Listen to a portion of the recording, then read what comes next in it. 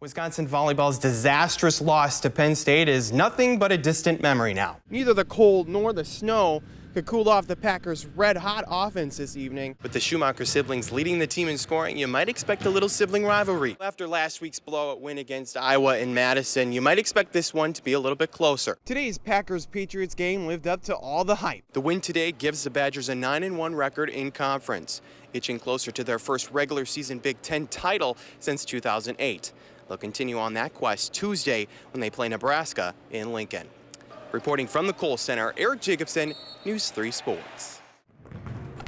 Nice, good shot. At Badgers practice, it's pretty easy to notice who's the big sister when shooting free throws. You got it. Whether it goes in or out, their support always endures. It helps me a lot because I'm just all mental. Like, I just really get in my head and like, I'm not thinking straight, and then when I hear her say, like, slow it down, like, calm down, you're fine, then I'm like, okay. Well, maybe not everything. Look at this competition, because whenever we're going against each other in practice, like, she blocks my shots. But 2 months ago, in a game against Miami, Michaela tore her ACL, leaving the team without one of their stars. Going to the doctor the next day to find out the results, I was just, like, devastated. I just couldn't believe, like, this is my last year, and this happened to me again for the third time. Like, I was pretty hurt. Michaela is hoping for a medical redshirt, which would allow her to play for a 6th season. But regardless of what she can do on the court, she's using her knowledge to help her younger sister. I just hope she handles the torch pretty well. I'm hoping that I'll come back next year, but I know that Milena will still do a good job, so I believe in her. I know she could do it. And if she does get extra time next year, they're telling others to watch out. I think it would be great if we're on the floor at the same time. That's a scary sight, if you ask me. But with or without that time, they're sisters through and through. Nope, we're just close, that's all. In Madison, Eric Jacobson, News 3 Sports. It's safe to say for Madison Capital's Alec Vanko, hockey is a family affair. First game, I think my mom ordered 32 tickets. I think she called in. And like other sports at a young age, the long drives and weekends often require lots of family support. It takes a lot of work, from the parents driving you to practice every night to the hotel rooms that they spent the money on, and in the weekends it's a lot of work. But life, as in hockey, can quickly change. In the middle of the night, I received a text from my neighbor saying the ambulance was at my house, and so I finally called the home phone, and my mom got put on that phone, and the first thing I heard in the background is the DA coming down and saying, that's it. Alec's dad had died in his sleep. He was 55 years old. But instead of quitting the sport he loves, Vanko continues to keep playing for his family and his dad. That's where I have my fun. And then getting back into hockey is what my dad would want me to do. And fulfilling his dream, playing in the NHL, is something he and his dad have always wanted. And to keep that dream alive, he leaves a reminder of the goals yet to come. Before every game, I leave an extra ticket, one for my dad, just so he always knows that he can have that spot, but I know he's watching from up above. In Madison, Eric Jacobson, News 3 Sports. Well, just 2 weeks ago, the sky was falling for the Packers. But after blowout wins against the Bears and Vikings, all is well again in Green Bay. Standing in their way of a 4-2 start are the Dolphins. To Sun Life Stadium in Miami we go for this one. We start with the Packers' first drive, and Aaron Rodgers making it look really, really easy. The pass to Jordy Nelson is perfect, and the Packers go up 7-0.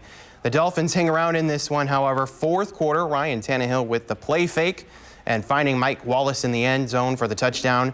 The Dolphins take the 24-17 lead. Aaron Rodgers given one last chance, down 4 on the last drive, ball on the Dolphins 15. Rodgers signals that he's going to spike, and the defense falls for it. The pass to Devontae Adams gives the Packers a first down with just 6 seconds remaining. That is all that Rodgers needs. The pass to Andrew Corliss is good. The Packers win 27-24. Sadly, Melvin Gordon's record-breaking performance last weekend against Nebraska was broken just 1 week after it was set. As for the team, they did pretty well. But by Melvin Gordon's standards, it was a letdown. 264 all-purpose yards and 2 touchdowns, but none bigger than his touchdown run for the winning score. Regardless of what records are broken, Gary Anderson and company will take the win. Yesterday's Wisconsin-Boise State basketball game started at 9 p.m. here in Madison. According to Bo Ryan, that's well past his bedtime. Not to worry, however, here's what you missed last night. Bo Ryan and company ready for the late night contest. They might as well call this the Frank Kaminsky show. Prevent him from shooting down low? No problem. From State Street for three, and it's good. The Badgers starting out strong. Later on, it's him again on the rebound after the Dugan miss down low. And the score. He finishes with 26 points and the Badgers roll 78-54. The AP college football poll is out this week, and who can believe it? Mississippi State is atop the standings. It's the first time in school history for the Bulldogs. Florida State drops to number 2. They match up with number 5 Notre Dame next Saturday night. Wisconsin is on the outside looking in for the poll. Michigan State, Ohio State, and Nebraska are the only Big Ten teams in the poll. Wisconsin volleyball's disastrous loss to Penn State is nothing but a distant memory now. Since the loss, the Badgers have gone 4-0 and have only dropped one set. Bucky getting into the action at the Fieldhouse today. Wisconsin hosting Maryland. This one was all Badgers today. First set, Badgers on the attack, and it's Haley Nelson with the kill. Badgers pulling away in the first set. They could get it done on defense as well. Later on, it's Dominic Thompson with the block right back to the Terrapins side. They were all getting in on the action today. Badgers attacking with Ellen Chapman with the kill. The Badgers win in straight sets, 3-0. Badger women hockey also in action this afternoon, taking on Ohio State. Second period, Ohio State trying to clear the puck, but it's stolen away by Blair Turnbull, who passes it to Brittany Ammerman for the goal. The Badgers up 2-0. Goalie Anne-Marie Desbiens has a good day. She closes out a shutout again. The Badgers win 3-0. That's it for sports. We'll be right back. The Verona cheerleading squad is just like any other, with laughs and smiles that set an example for the entire school. Except for 3 special girls. My coach in college had a special needs cheer team, so just watching that team perform gave me a lot of ideas on how I can incorporate them. Just beginning this year, the team aims to include everyone, and the result has been overwhelming support. I think it's pretty great that we can show all the people in our school and community that just because you're in a wheelchair doesn't mean that you can't be a cheerleader. When she's able to do something, for one, I cry because I just can't even believe it. And when her face just gets a smile that goes across the whole, cheek to cheek, and she's so proud of herself. With the rest of the team's full support, these girls know exactly where they fit in. Talking to friends, not being home alone, and being bored, not doing nothing. It's always fun here, laughs. And while the team may not always win on the field, the team on the sidelines has already won. It's really great that the message is getting sent that, no matter what you are, who you are, that there's someplace that you can be. And making this group of kids a little more special. Hello. In Verona, Eric Jacobson, News 3 Sports. Your first time is thrilling.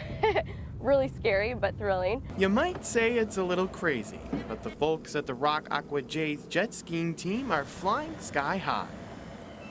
Over water, of course, on skis. You have to be both strong physically, and also what people don't know is you have to be pretty strong mentally. Imagine going to the gym and standing under 1,000 pounds.